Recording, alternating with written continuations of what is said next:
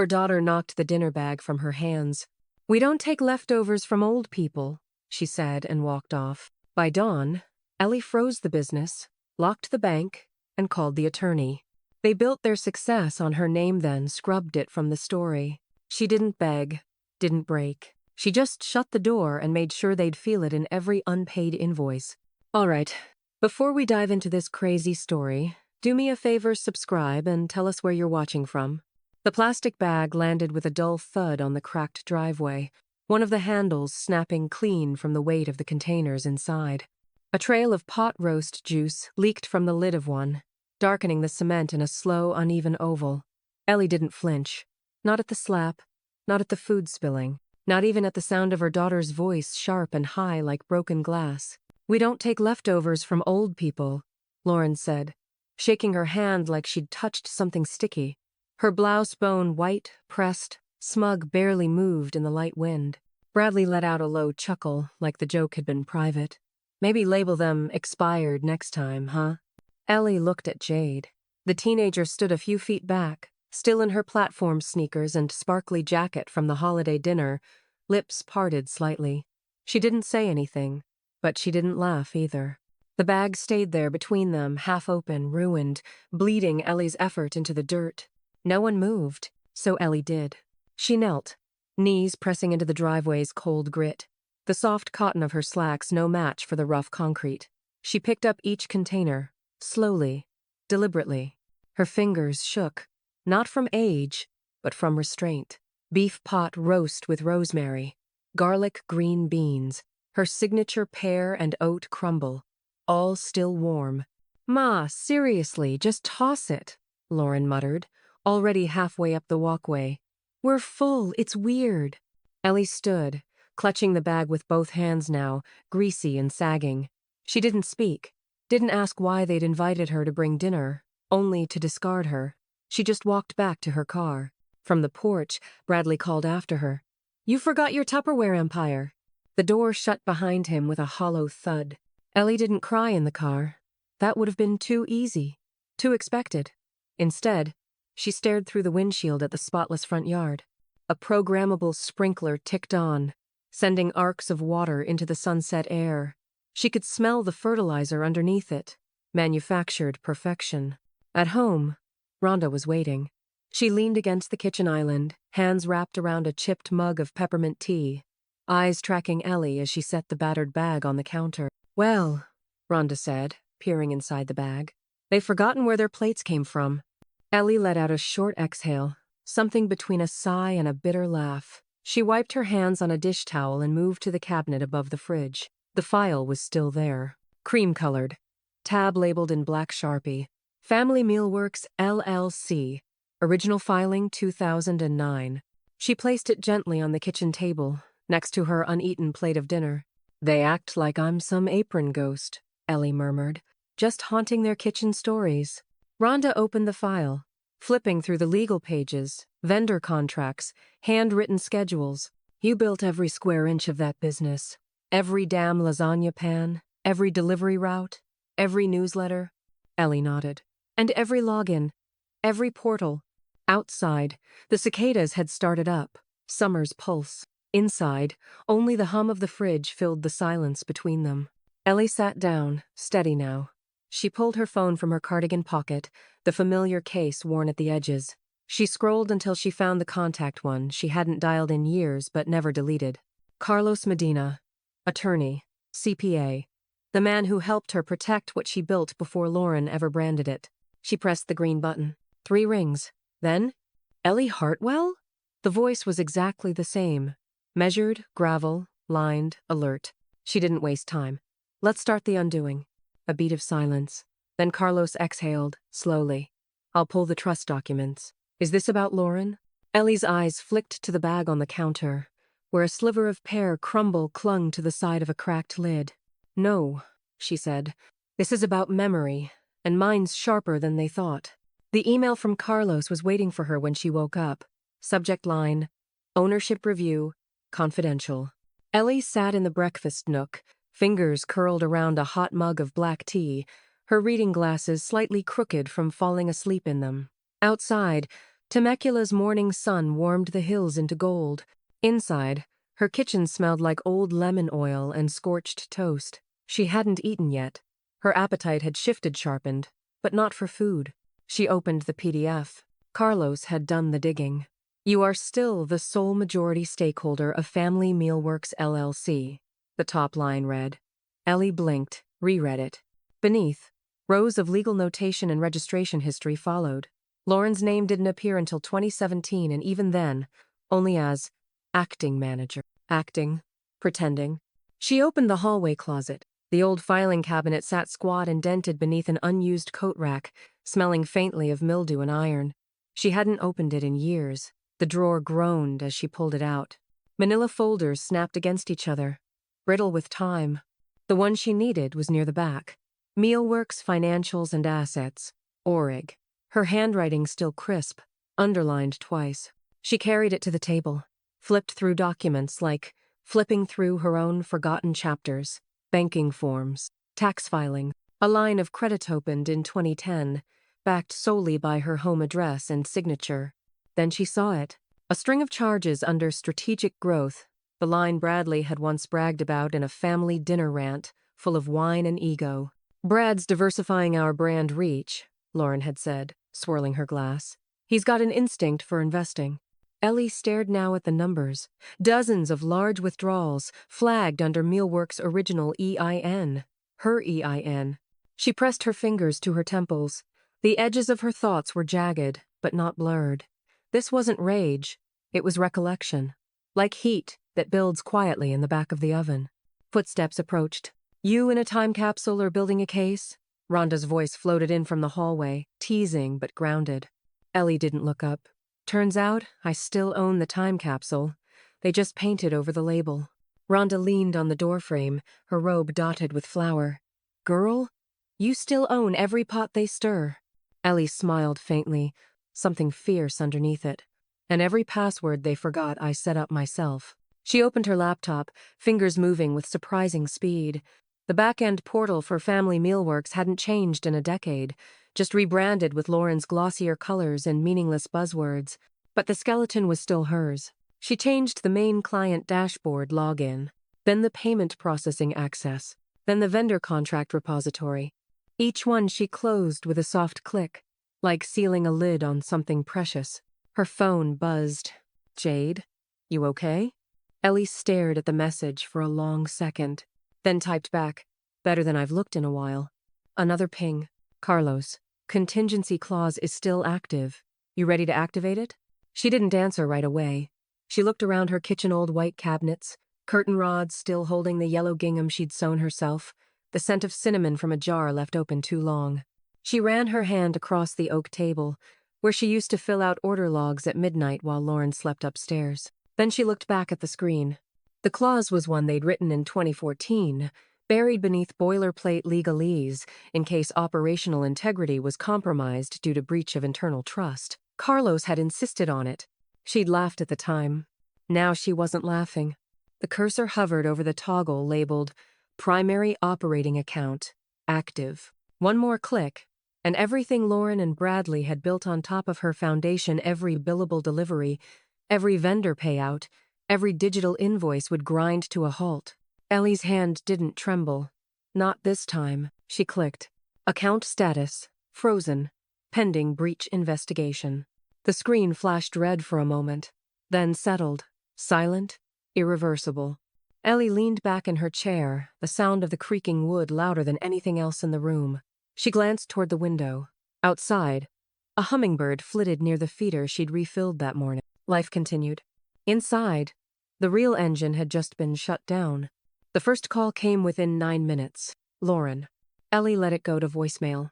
Then another. Bradley's name pulsed across the screen like a warning light. Then private number. Then Lauren, Mobile, again. Ellie placed the phone face down on the countertop. The burner they'd cooked their profits on was off now, and they didn't even smell the gas leaking before it blew. Her inbox started pinging. Vendor requests bounced back. Payment confirmations failed. An email subject line screamed. Urgent. Invoices not processing need immediate response. She didn't respond. Instead, Ellie slipped on her loafers and buttoned a navy cardigan over her white cotton tee. No makeup, no earrings, just purpose. By the time she reached the parking lot of Valley Grove Credit Union, the afternoon light had turned the bank's windows gold. She walked in without flinching, purse snug against her side. The receptionist looked up and smiled wide. "Mrs. Hartwell, we haven't seen you in a bit. Been cooking up trouble," Ellie said with a grin. The woman laughed, typing something quickly. "Carlos called ahead. Conference room's ready for you.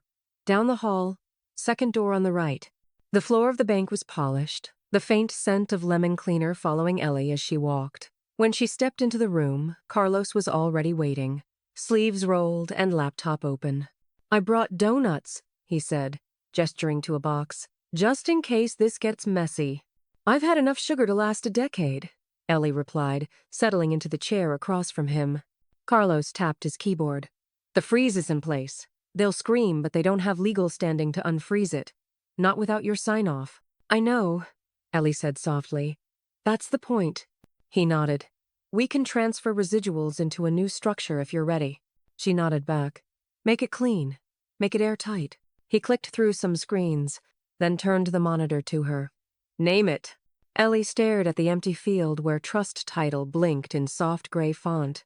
Her mind didn't go to legacy, or even vengeance. It went to the second servings she always gave Jade at Sunday dinners, to the widowed client who cried over Ellie's lentil soup last winter, to the women who learned to cook on Ellie's borrowed time. Second course initiative. She typed it in. Carlos smiled. "That'll do." As they signed the final authorization form, her phone vibrated again 3 times in a row. Carlos glanced at the screen. "You gonna answer them eventually?" Ellie capped the pen. "Only when they learn to call me for more than cleanup." Back in the car, the voicemail light blinked like a small, pathetic apology. "Mom," Lauren's voice cracked through the speaker. "There's something wrong with the account. We have clients, commitments. You can't just do this. Call me back seriously." Then Bradley, "We'll go legal if we have to.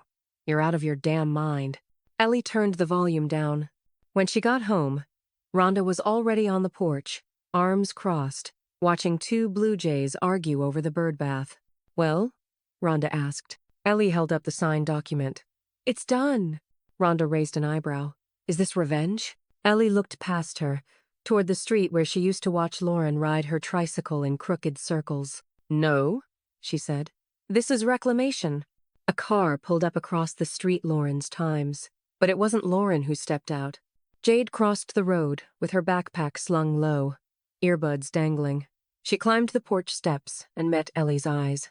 "Did you really pull the plug?" Jade sat on the edge of Ellie's couch, hands in her lap, sneakers still dusted from the school parking lot. She hadn't taken off her backpack. She wasn't asking as a kid anymore. She was waiting like someone who'd already chosen a side. "You really froze everything?" Jade asked, voice low. Ellie poured 2 glasses of ginger iced tea from the fridge and handed one to her. "I shut the valve they kept bleeding dry." "That's different." Jade stared at the condensation gathering around the rim. "Mom's flipping out. Like, full panic mode. She's saying you sabotaged her reputation." Bradley was yelling on speaker. Ellie sat across from her. Reputation built on a name she didn't legally own. Jade nodded slowly. "They treat you like background noise." "But I've seen it." Ellie waited. She didn't push. Jade took a sip of tea and kept going. Quieter now. "She's been like this for years. Only nice when other people are watching. She says it's stress, but—" Her voice cracked. "It's not just stress. She's mean. Like mean. Ellie set her glass down. "I know." Jade looked up, startled. "You do?" "I've known since the first time she told a client I used to be involved in the company." As if memory was optional. Jade's jaw tightened.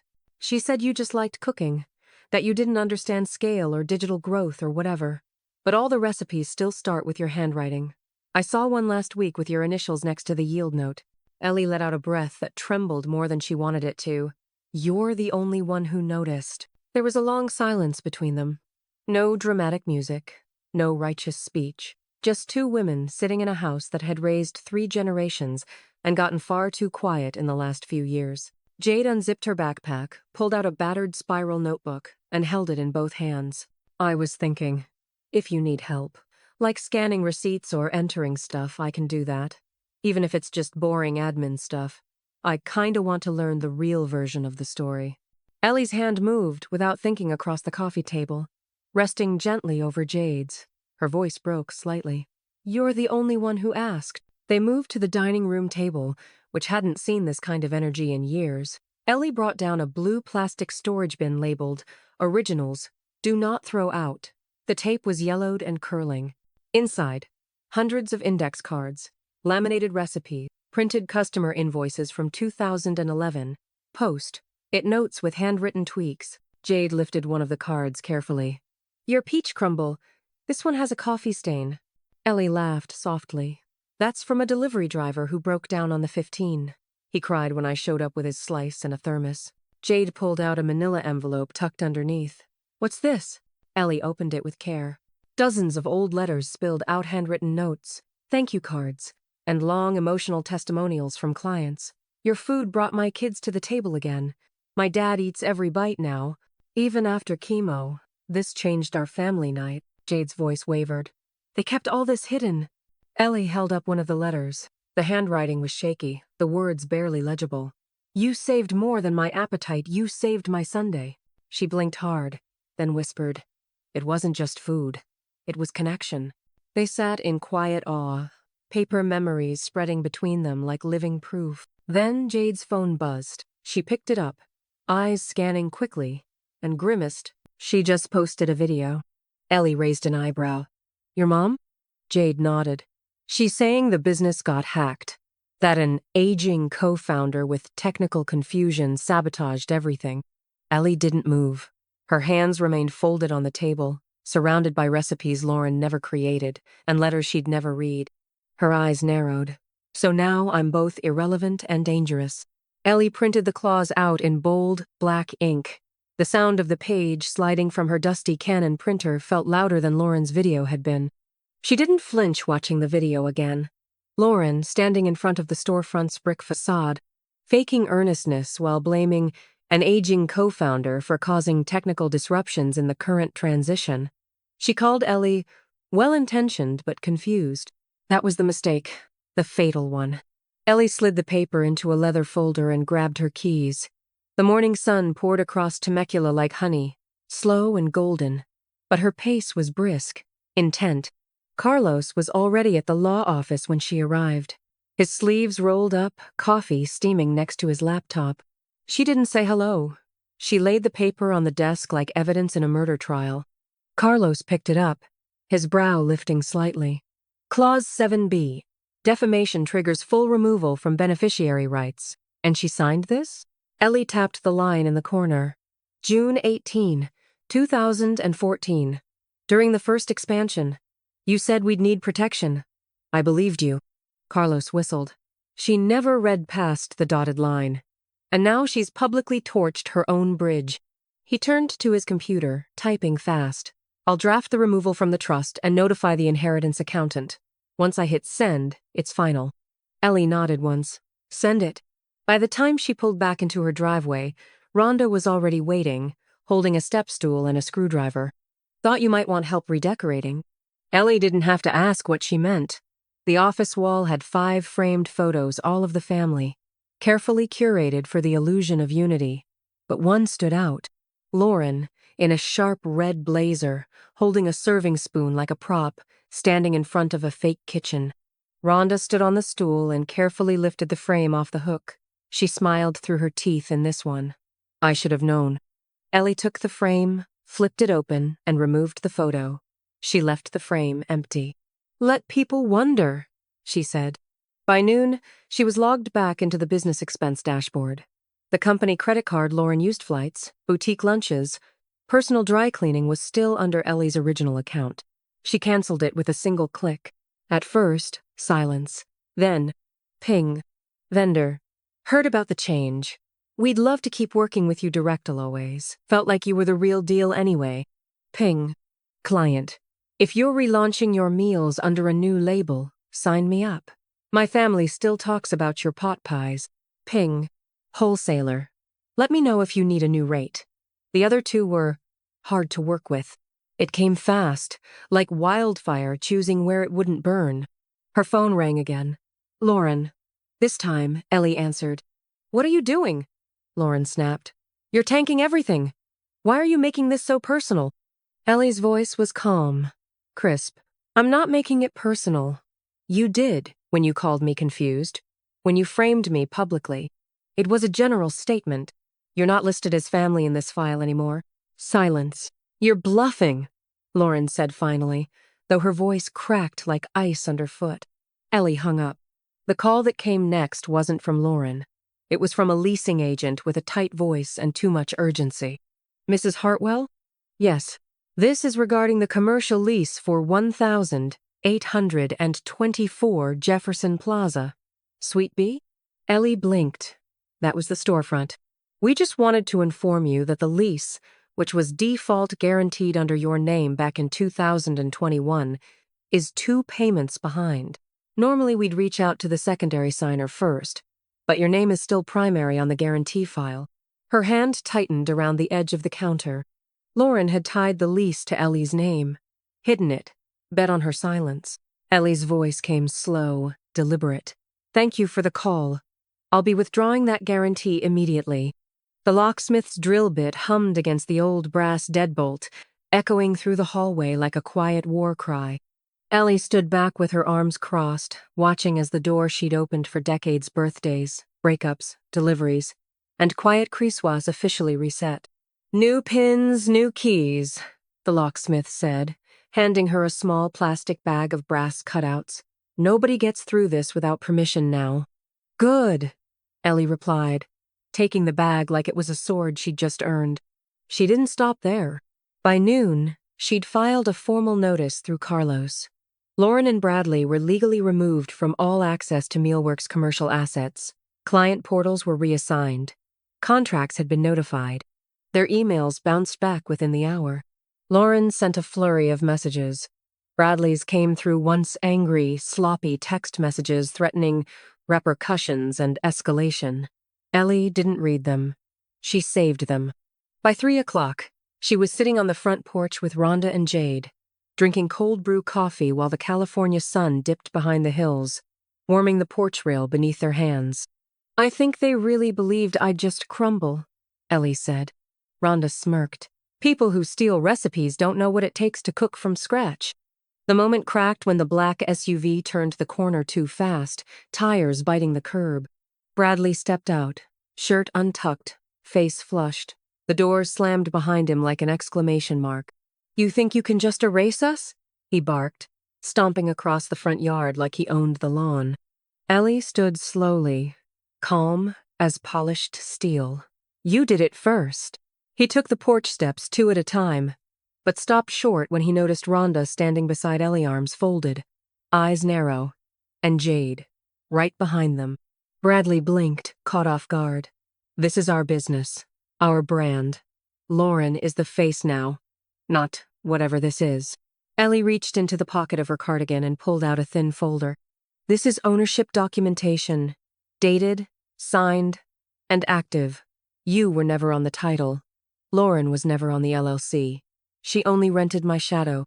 You're bluffing. Jade stepped forward. She's not. Bradley turned toward her.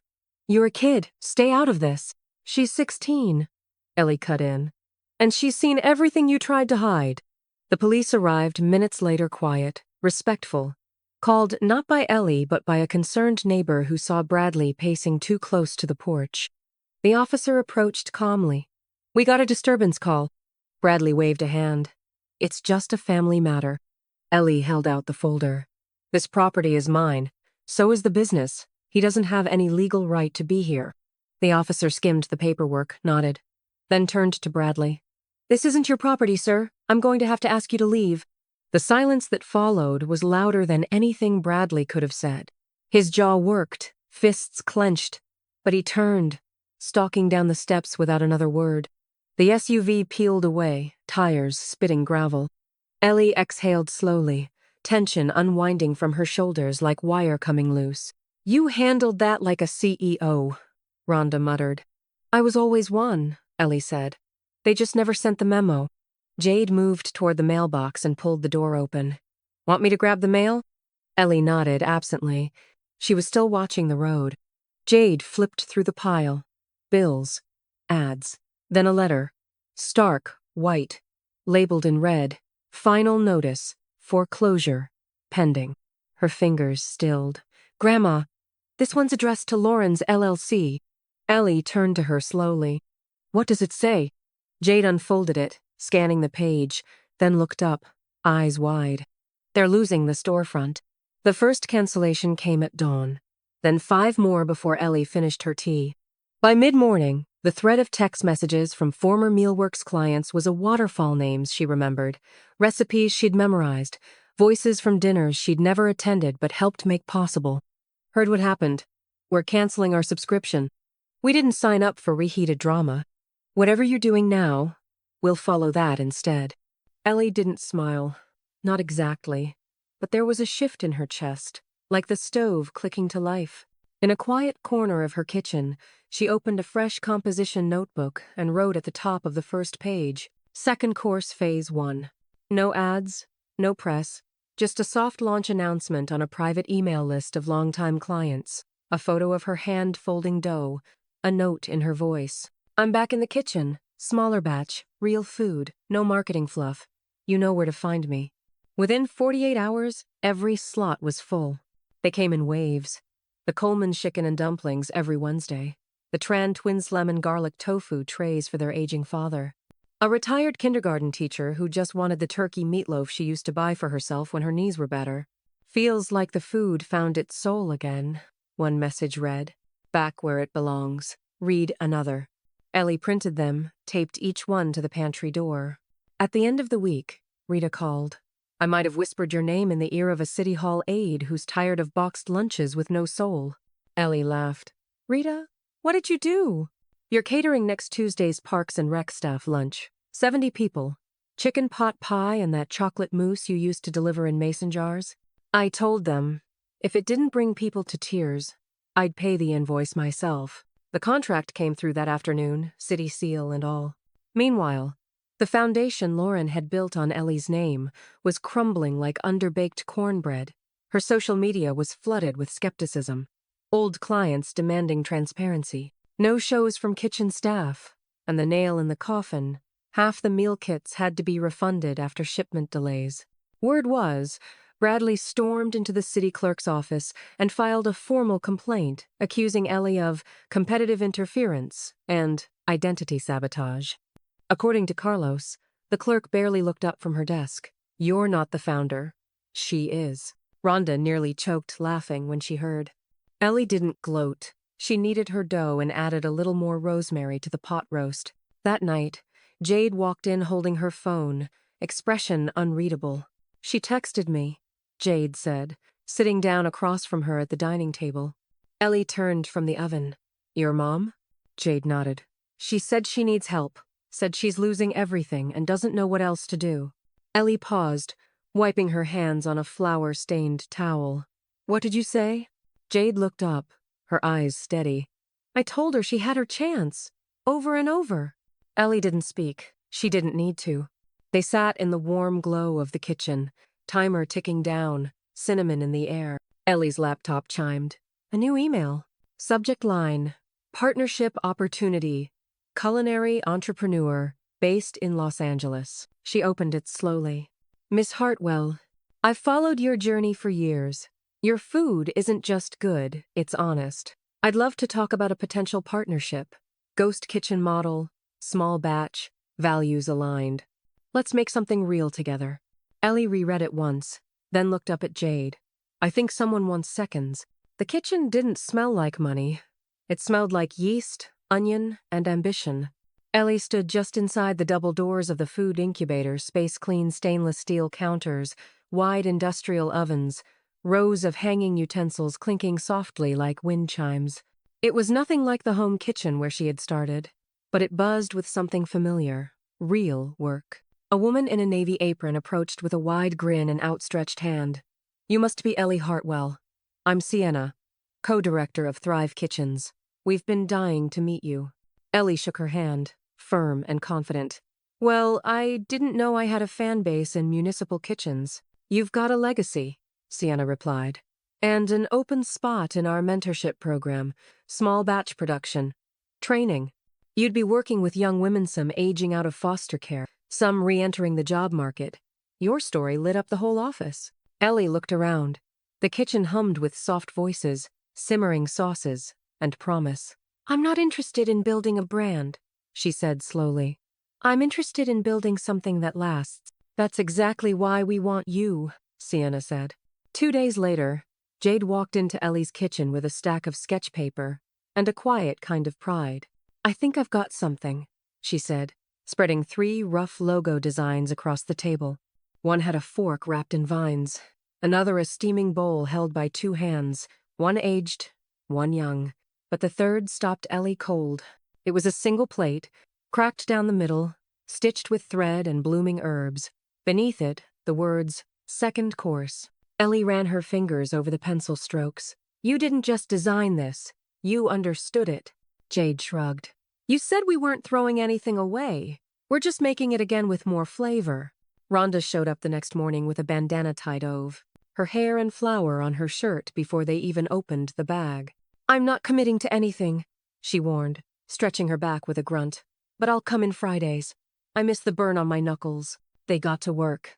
Every week, they trained 3 new girls quiet, skeptical at first, but quick to light up when Ellie showed them how to coax garlic into butter, or how to listen for the exact second a sauce stops reducing and starts thickening.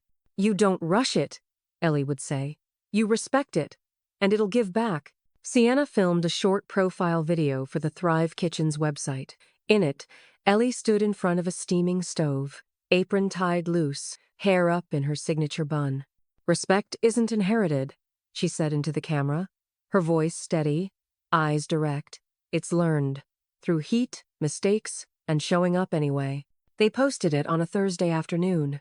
By Friday morning, it had over 12,000 local views. Lauren saw it. Ellie knew, because the first email came at 6:02 a.m. Subject, I'm sorry. The second, can we talk? The third, this wasn't how it was supposed to go. Ellie didn't reply. She printed them, folded them, slid them into the same folder that once held her original EIN papers. You still believe people can change? Jade asked as she helped prep a tray of herb-crusted salmon. Ellie paused, hands dusted with parsley. I believe they can try, but they don't get to skip the line just because they're late. They worked in silence for the next half hour. That night, after everyone had left and the lights were dimmed, Ellie sat in the break room sipping chamomile tea. Her inbox chimed. New email subject. Hartwell co-creation rights dispute. From Catherine Finch, J.D. She clicked it open. Miss Hartwell, I represent Lauren Hartwell in an inquiry regarding financial co-creation rights tied to the original development of the Mealworks brand. Our position is that her contributions, though undocumented, constitute implied co-founder status, and we request immediate mediation to resolve the matter outside of court. Ellie stared at the screen. Outside, the streetlights flickered on, casting long shadows across the linoleum. The courthouse lobby smelled like cold tile and stale coffee, with fluorescent lights that buzzed just loud enough to make your nerves itch. Ellie sat on the wooden bench outside Department 3C, a thick binder resting on her lap. She didn't fidget. She didn't scroll her phone. She just waited steady, silent, present. Across from her, Lauren paced. She wore a cream blazer, heels too high for how nervous she looked, and a legal pad clutched in her manicured hands like a lifeline. Her new lawyer, Catherine Finch, stood beside her, whispering at intervals. Ellie caught Lauren stealing a glance, just one, but it was enough to see it. That flicker of disbelief that her mother was actually here, armed, prepared, and not breaking. Carlos sat down beside Ellie with a soft grunt and opened his laptop. All the filings are in. I included the time-stamped recipe history, vendor logs, and the email chain where Lauren approved materials but never authored anything. Ellie handed him a flash drive. And here's video of her speaking at a conference in 2018, calling herself a second-generation operator. That phrasing wasn't casual. Carlos smirked. You've got receipts for days, Miss Hartwell. I've always kept receipts, she replied. Inside the courtroom, It was quiet except for the occasional clicking of a clerk's keyboard and the rustle of paper. The judge was middle-aged, with reading glasses perched halfway down his nose and an expression that suggested he didn't care much for theatrics. Lauren's lawyer started first. Miss Hartwell's daughter, my client, was integral to the branding, marketing, and scalability of the business. Though not listed as a founder formally, she operated in a capacity consistent with co-ownership and is therefore owed back compensation as well as partial rights to the Second Course initiative, which uses original Mealworks recipes, many of which she helped modernize. Carlos stood, calm, professional, deadly. We have time logs, employment contracts, and testimonial affidavits showing that Lauren Hartwell joined the company nearly 8 years after it was formed. She never signed ownership transfer documents. Additionally, she accessed funds and made executive decisions without authority. We're filing a cross-motion, breach of operating terms and unauthorized business conduct. The judge leaned back. Let me see the recipe archive. Jade had helped Ellie build it. Timestamps, email drafts, photos of handwritten cards dated and initialed. Every pie crust, every marinade, every spice mixed, traced, and sourced. Carlos handed it over. Each entry cross-referenced with date and prep logs. The judge flipped through the binder slowly, making notes. When he finally looked up, his voice was dry, almost amused. This isn't even close. Lauren's shoulders stiffened. She didn't turn toward Ellie. She didn't even look at her lawyer. Claim dismissed. The judge continued. Cross-motion is viable. Miss Hartwell, you can pursue damages if you choose. Carlos stood and nodded. We'll advise. In the hallway, Lauren lingered. As Ellie passed her, there was a moment fleeting fragile when Lauren looked like she might say something. But Ellie kept walking. Outside, the afternoon sun warmed the sidewalk. Rhonda was waiting near the car, sunglasses perched on her nose and a pink thermos in her hand. How bad? She asked. Ellie opened the car door. We won. Hard. Rhonda smiled. Told you this wasn't court drama, just kitchen cleanup. Back home, Jade was already seated at the table, flipping through laminated recipe pages with highlighters spread around her like petals. I'm building the index section, she said without looking up. Cross, referencing by protein, seasonal veg, and customer favorites. Ellie watched her for a moment, the way her granddaughter moved with intention, with care. Then she walked to her desk, opened a drawer, and pulled out a crisp packet labeled Business Beneficiary Forms. Updated, she signed. Beneficiary, Jade Hartwell. 100% ownership, Second Course initiative. It was done. No shared clause, no fallback heir. Ellie had passed the torch without apology. Jade looked up. You okay? Ellie sealed the envelope. I am now. The doorbell rang. Ellie walked over, still holding the sealed envelope. When she opened the door, there was no one there.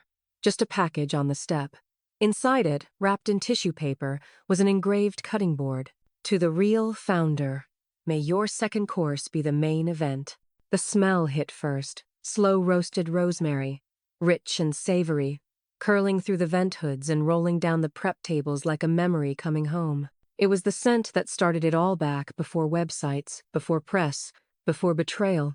Just Ellie, a second-hand crockpot, and hope. She slid the roasting pan into the oven, closed the door, and exhaled. The metal clicked shut like punctuation at the end of a sentence she finally owned. Behind her, Rita leaned against the butcher block with her cane propped beside her.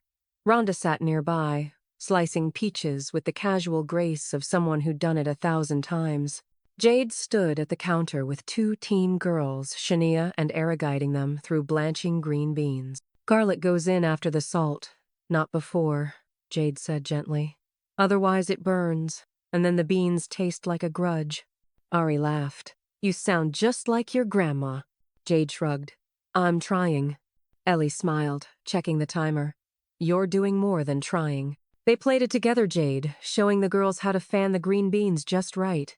Rhonda dusting the crumble with powdered sugar, Rita folding cloth napkins into triangles like it was church Sunday. When everyone sat down, the kitchen went quiet. The clinking of forks, the slow sighs of that first bite. Damn, Rhonda muttered, mouth full. I forgot how much heart this pot roast has. Rita pointed at the peach crumble. That's the one that made me cry in 2011. On the porch, remember? I remember, Ellie said, her voice soft. You'd just found out about the aneurysm. Said you wanted to feel something that wasn't fear. And this did it, Rita said, licking her spoon. Still does. Ari looked up. Is this what legacy tastes like? No one spoke for a second. Then Jade leaned forward and pulled a notepad from her backpack. It tastes like the opposite of shortcuts, she said. Like someone stayed up late to feed you something they believed mattered. Ellie blinked slowly. She'd never heard it put quite like that.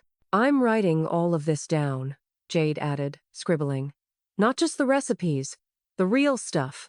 What goes into the air when you cook like this? That evening, a reporter from the Temecula Valley Sunday showed up. Word had gotten out thanks to Sienna's viral post from the Thrive Kitchens account. Ellie didn't pose for the camera. She just stirred a pot and talked like she always had, honest, unfiltered, no PR polish. The article ran with the headline, Second Course, the matriarch who took her kitchen back. Underneath was a photo of Ellie standing between Jade and Rhonda, aprons on, hands dusted in flour, a tray of pot roast between them. Ellie printed the article, slipped it into an envelope, and addressed it to Lauren. No note, no explanation, just a truth delivered plain. The next day, as they cleaned up, Rhonda leaned close and tapped the article taped to the fridge. Best served warm, huh? Ellie didn't answer. She didn't need to. They were packing up for the night wiping counters, folding aprons, Shania sweeping the floor when Jade pulled the mail from the drop slot near the back door. Grandma, she said, flipping through envelopes. This one looks official. County seal and everything. Ellie dried her hands on a towel and opened the letter, her fingers moving slower than usual. Her eyes scanned the top lines, then widened just a fraction. You okay? Rhonda asked. Ellie held up the paper. They nominated me for a small business reinvestment grant, county-wide. Rita let out a low whistle. Now that's a full circle. But Ellie was already turning the paper over, rereading it, not with pride, with focus, because this wasn't the end of the story. It was just proof she had more to write. The silence was louder than the music. Lauren stood frozen behind her pop-up booth table, mouth twitching into a smile that wouldn't hold. The tented canopy above her trembled in the breeze, and the woman in front of her, blonde, polite, holding a toddler on her hip, glanced down at the terminal screen. Transaction declined. Please try another card. Lauren tried again, pressing the chipped edge of her business card into the reader. The same result. Bradley, who had been loitering behind a rack of branded aprons, stepped forward, jaw tightening. Try the square again. Could be signal. But it wasn't. Not signal. Not user error. The account was gone. The account Ellie had shut down. Lauren muttered something, rummaged for a backup card. But the line behind the customer had already started to shift phones out. Heads tilted, one man whispering something to another and glancing toward the Hartwell Harvest Meals banner fluttering at half-pride. Let's just give her the sample, Bradley said under his breath. We'll comp it. Smile. Lauren's smile looked stapled on. 2 blocks down, parked across from the farmer's market, Ellie sat in the passenger seat of Carlos's car with a paper coffee cup in her hand, and the window rolled halfway down. She didn't need to hear the beeping to know what it meant.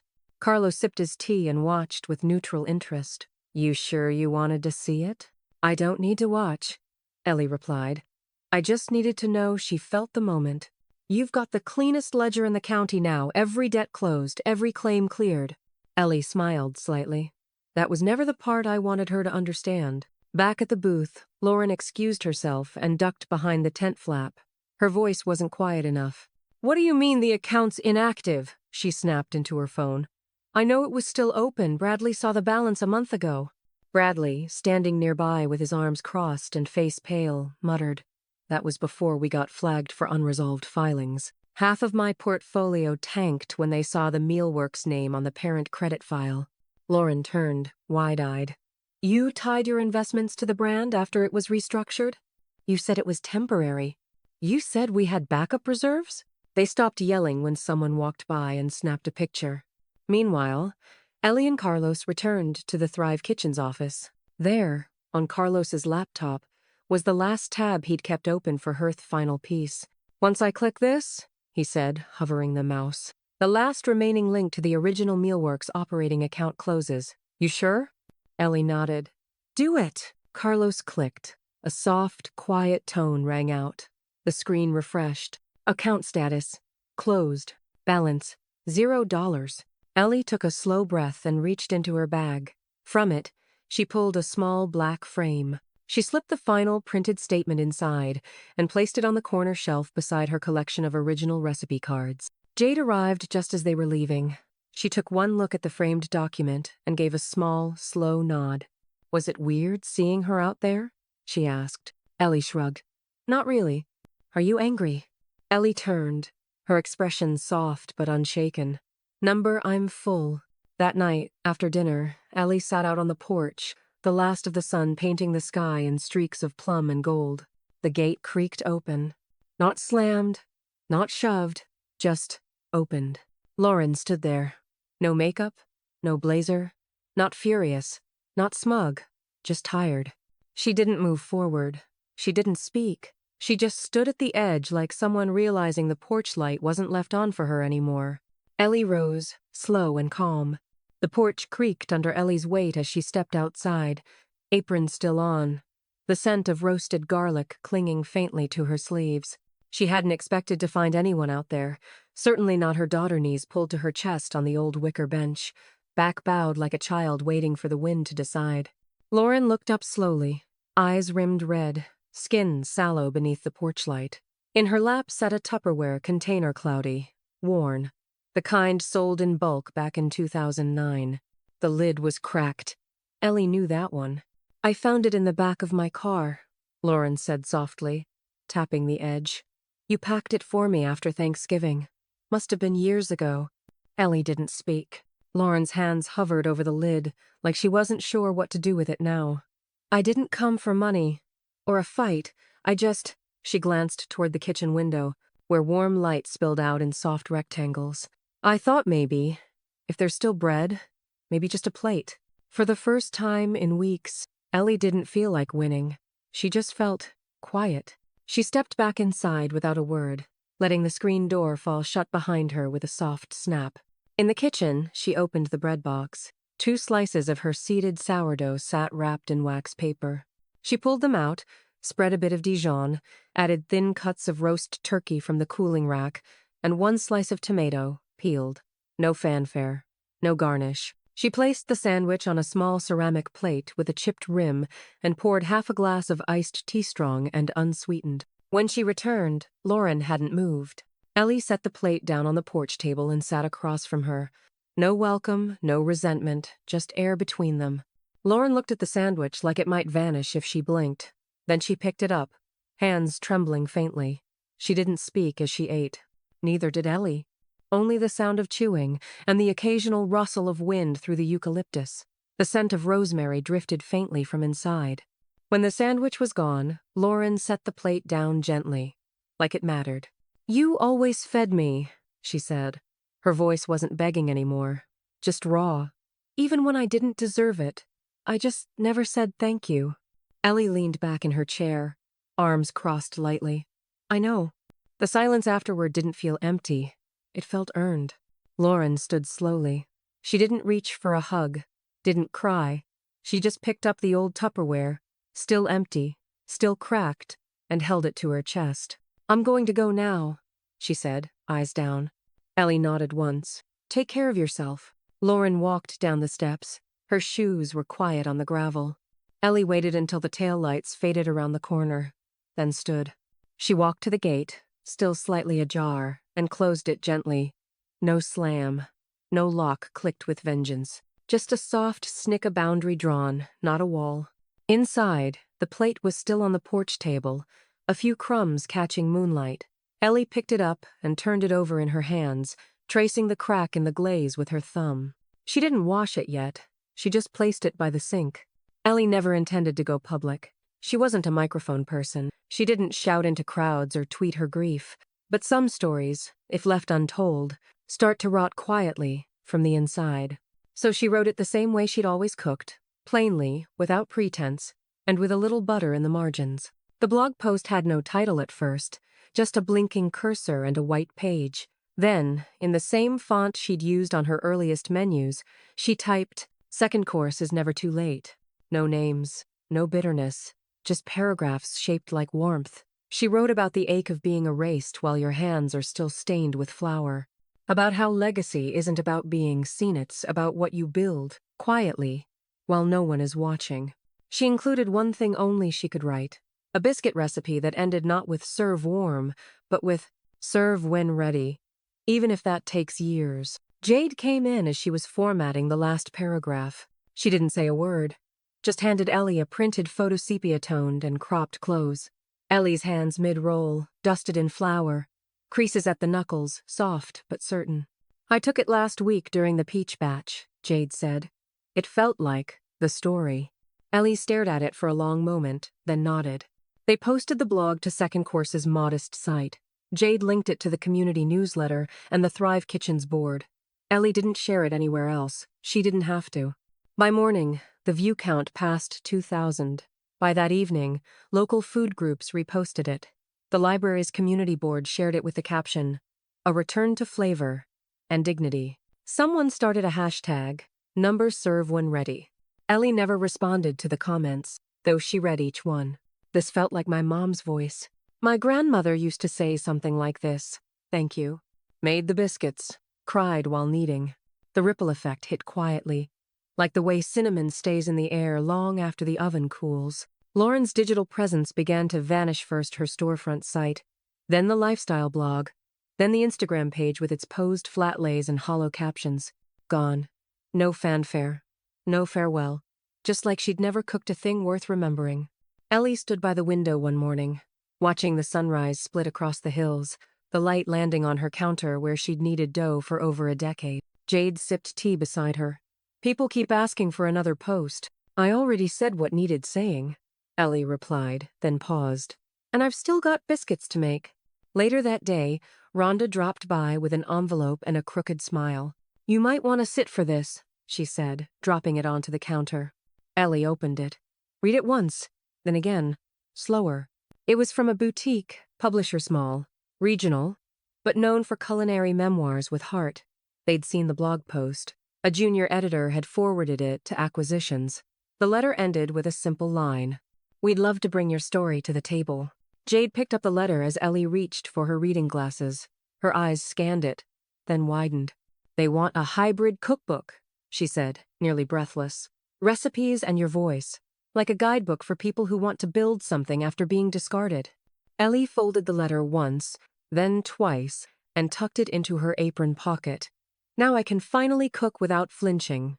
Rhonda leaned against the fridge, arms crossed. "That's how we know the heat's yours again." The oven timer dinged softly behind them, as if on cue. Ellie reached for her mitts.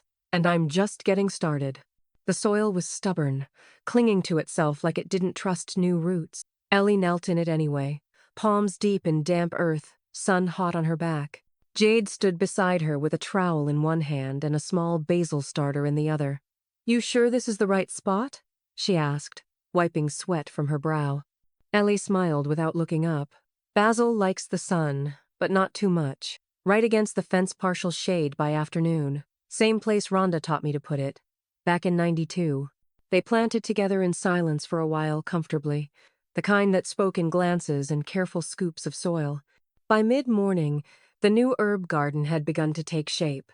Raised beds lined in weathered redwood, patches of earth marked by handmade signs that Jade carved herself from repurposed kitchen scraps. Basil, for Rhonda. Rosemary, for Rita. Lavender, for Clara. "Who's Clara?" Jade asked, wiping her hands on the back of her jeans. "First woman to hire me for paid catering," Ellie said. "Back when I was just the lady with Tupperware and a crock pot. She paid me double and said, 'Cook like you want my son to come home.'" Jade blinked, then laughed softly. "She sounds legendary." "She was," Ellie said. "She died last spring. I sent lavender scones to the repast." They watered in silence, the hose sputtering a little before steadying into a slow, silver stream. Bees hovered low, drawn to the promise of something sweet and growing. That afternoon, a client stopped by unexpectedly, an older man with gentle eyes and a quiet presence. He handed Ellie a small envelope and didn't stay long. Inside was a note, handwritten on simple lined paper. You saved more than my stomach. You gave my wife one more year of dinners at the table before she passed. That mattered more than I ever told you. Ellie stood in the doorway, rereading it with her thumb brushing over the final sentence. Then she walked it into the kitchen, slid the frame off the wall, and replaced last year's award certificate with the note. Jade watched her. You're building something they can't see unless they stop talking. That's the best kind, Ellie said, voice quiet. Later, as the sky melted into copper and lavender, Ellie poured sweet tea over ice and set 2 glasses on the porch table. Rhonda joined her not long after, easing into a chair with her knees cracking in protest. You finally rebuilt the garden, huh? Rhonda said, peering over her sunglasses. Tore out the weeds, planted memory instead, Ellie said, sipping. They sat in companionable silence until Ellie's phone buzzed on the table. She glanced down. The screen displayed a single message. Lauren, I hope Jade learns more from you than I ever did. Ellie read it twice, then set the phone down, untouched. She already has, she murmured. Rhonda gave a single nod. Damn right she has. The wind stirred the lavender. The smell was soft but steady comfort without demand. That night, just as Ellie turned off the porch light, Jade called from inside. Grandma, you need to see this. Ellie walked back in, drying her hands on her apron. Jade stood in the living room, holding a small box with a publisher's seal and Ellie's name in bold letters. It came, Jade whispered, voice trembling. They opened it together. Inside, nestled in tissue paper and smelling faintly of fresh ink, was the first copy of their cookbook. Second course, recipes for what comes next. Ellie lifted it out gently, but it was Jade who spotted it first on the title page, just below Ellie's name, in matching print. Co-author, Jade Hartwell. Ellie froze, eyes locked on the page. Jade looked up, stunned. I didn't know they were going to... Ellie pulled her into a quiet, fierce hug, pressing her eyes closed. They saw the truth. The new kitchen smelled like rosemary and clean ambition. Ellie stood just inside the glass doors, watching the crowd gather under the soft wash of pendant lights. The new space-polished concrete floors, long butcher block counters, rows of open shelving lined with jar-shummed with life. Voices, laughter, the clatter of silverware against ceramic. It felt like something reborn. 1 year. 1 exact year since she'd taken everything back. Rhonda leaned in from her left, nudging her shoulder. This what you pictured when you started this whole reclaim, your life crusade? Ellie chuckled. Not exactly. But it fits better than anything Lauren ever branded. Rita was already seated near the front table, sipping spiced cider and chatting with one of the new trainees, who looked more like someone preparing for a TED Talk than a roast. And in the back kitchen, Jade moved with a rhythm Ellie recognized, the same grace, the same intentionality Ellie once reserved for midnight prep sessions in her own cramped house. Tonight, they were serving small portions of the very first meal Ellie ever sold. Rosemary pot roast, garlic green beans, and a square of peach crumble nestled in a ramekin. But this time, Jade had made it. Every slice, every simmer, every stir. Ellie didn't hover.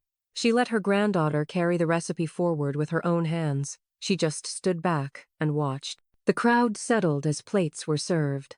A few guests took their first bite and visibly exhaled. The kind of breath that reaches deeper than hunger. Still works, Rita whispered with a grin. Ellie tapped her glass with a butter knife. The sound cut clean through the buzz, and the room quieted. She cleared her throat.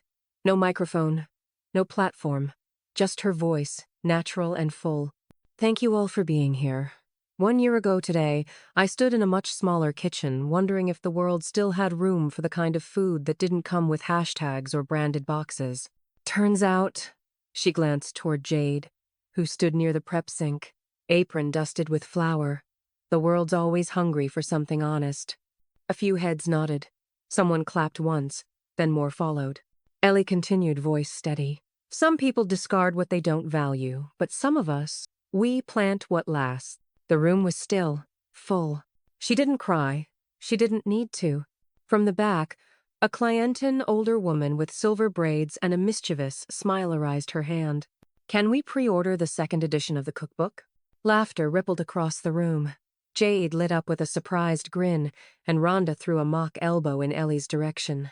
Ellie raised both hands. We'll get back in the kitchen, I promise. And this time, she laughed deep and real, from somewhere unburdened. Later, after the dishes were cleared and the lights dimmed to a low warmth, Ellie walked the edge of the kitchen floor slowly. Her fingers trailed the edge of the prep counter. In the back hallway hung a photo of her, Jade, Rhonda, and the trainees taken just after the city grant check had cleared. All hands mid-cheer, a pot roast in the foreground like an altar. Ellie stood in front of it a long moment. Jade joined her, holding the empty peach crumble tray. We ran out, Ellie smiled. Good. You think people really want a second edition? Ellie turned to her granddaughter, brushing a flour smudge from her cheek. I think people want what feels real. And you, my love, made it real again. Jade's eyes softened. You ready for more? Ellie looked around, at the hands she'd trained, the legacy she'd rewritten. They threw away my leftovers, she said quietly, but I turned them into the main dish.